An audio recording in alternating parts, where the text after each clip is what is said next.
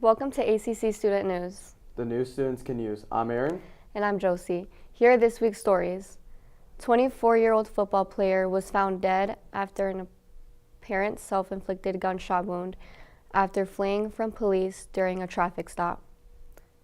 Marshawn Nealand crashed his car after fleeing from the police and then left the scene on foot. Police searched the area with drones and dogs and were unable to locate. According to Frisco, Texas police, approximately 3 hours later, he was found with a gunshot wound. During the search, a dispatcher told officers that calls were coming in about Nealand sending a goodbye group message. Nealand was the Cowboys' second-round pickout of Western Michigan in 2024.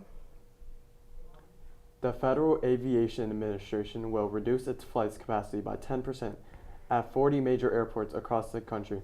ABC News has released the list of airports, and among them is Chicago O'Hare Airport and all of 3 of New York City's airports. The FAA announcement comes after Transportation Secretary Sean Duffy said that they will be forced to shut down the airspace if the government shutdown continues. United Airlines said customers will be able to get a refund from any flight, including the non-refundable tickets. These flight reductions are being imposed to help relieve pressure on air traffic controllers who are still working without pay. Air traffic controllers have been working unpaid since the shutdown began on October 1st. 9 people are still missing in the massive wreckage from the UPS cargo plane that crashed in Louisville. The National Transportation Safety Board is investigating when a McDonnell Douglas MD-11 crashed during takeoff. The left engine completely detached before the plane crashed into a series of buildings south of the airport in Louisville. The plane was carrying 38,000 gallons of fuel. The crash killed 12 people, with 9 still missing. According to Kentucky officials, 3 crew members were among the dead and a young child. Louisville mayor cautions that more bodies may be recovered in the coming days as authorities sift through the massive debris field left behind. Indiana is delaying the distribution of November's federal food assistance by 1 week because the state needs more time to calculate the reduced amounts. All EBT transfers are expected to be reloaded at once around November 12th. Normally, benefits are released through a staggered system between the 5th and 23rd day of the month, based on the first letter of the receipt's last name. 2 federal judges ordered Trump to use a SNAP emergency fund to make sure the food assistance continues.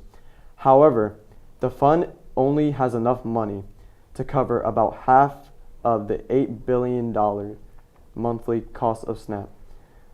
8% of Indiana population is on SNAP, which delivers $12 million in monthly food assistance. That's all the news we have for now. Stay tuned for more news after the break.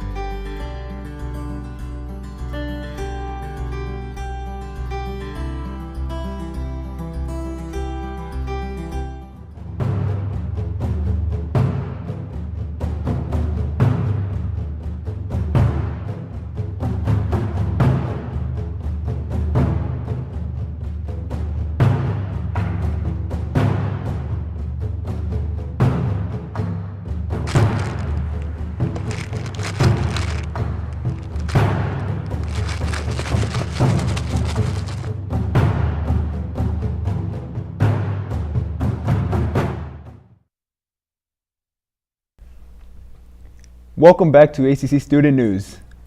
Here are the rest of the stories.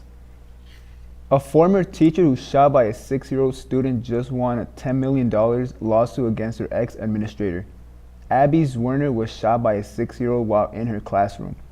Zwerner's lawsuit said that former assistant principal Bonnie Parker failed to act in the hours before the shooting after several school staff members told her that a student had a gun in his backpack. Parker was the only defendant in this lawsuit after a judge dismissed the district superintendent and the school principal. Parker did not testify that the lawsuit initially asked for $40 million. The student's mother was sentenced to nearly 4 years in prison for felony child neglect and federal weapons charges. The Indiana Department of Natural Resources said that the bird flu has been found in a blue-winged teal in Greene County, in southwest central Indiana, and in black vultures in Jefferson County in southern Indiana. The virus was suspected in similar cases in Franklin County in southwest central Indiana. Signs of bird flu in waterfowl and raptors include sudden death, lack of coordination, lack of energy, and appetite. The U.S. Centers for Disease Control and Prevention believes that the public health risk from bird flu is low, but humans could still contract the virus. People are advised to avoid contact with sick waterfowl and other wildlife. Mexican president has decided to press charges against a man who was groping her when she was walking in Mexico City. Claudia Sheinbaum posted on X saying that she would review legislation so that this crime is punishable in all 32 Mexican states.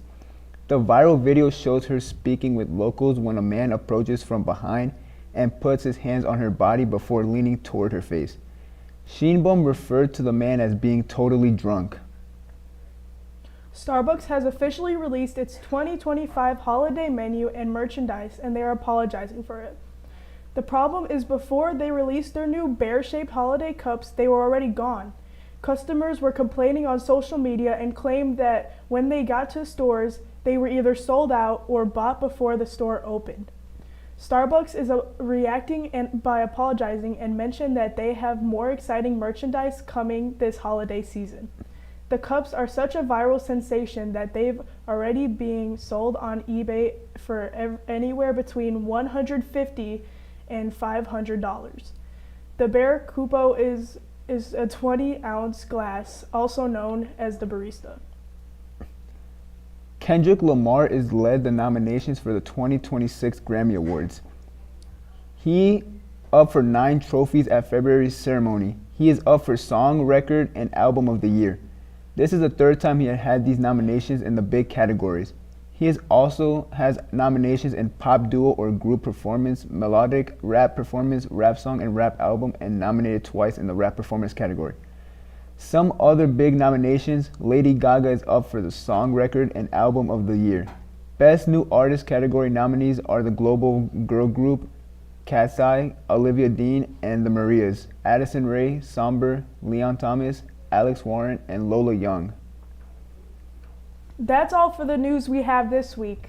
I'm Lucy. And I'm Israel. Make sure to check out the rest of our videos on YouTube. And follow us on Instagram at ACCtv Hammond.